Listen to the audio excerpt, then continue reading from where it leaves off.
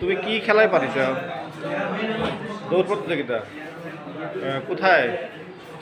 কি পর্যায়ে? জাতীয় পর্যায়ে। জাতীয় পর্যায়ে কি হয়েছে?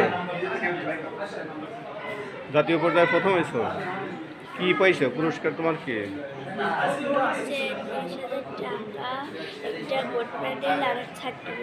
কত টাকা? 30,000 টাকার চেক। তাতে তুমি কি খুশি?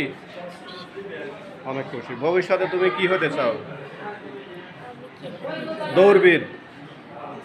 দৌড়বিদ হতে চাও? আচ্ছা, ওকে, ঠিক আছে। ছাত্রছাত্রীরা আসসালামু আলাইকুম ওয়া রাহমাতুল্লাহ।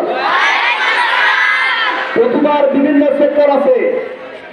কারো আছে হাতের প্রতিভা, সুন্দর লেখনী।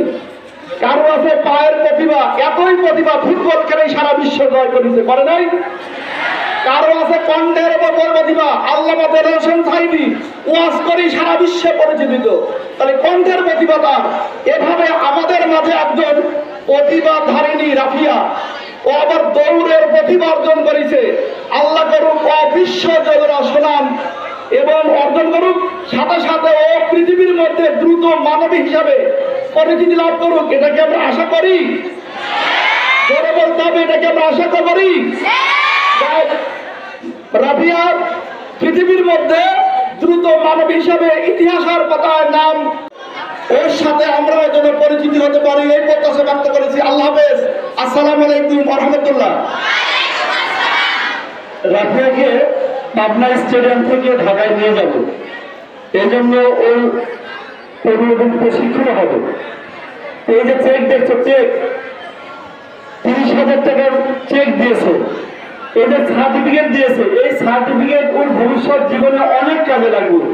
যে কোনো জায়গায় ভর্তির ব্যাপারে ওকে বিশেষ ছাড় দেওয়া হবে, সুযোগ দেওয়া হবে, সুবিধা দেওয়া হবে, যেটা কোনো সাধারণ শিক্ষার্থী কখনোই পাবে না।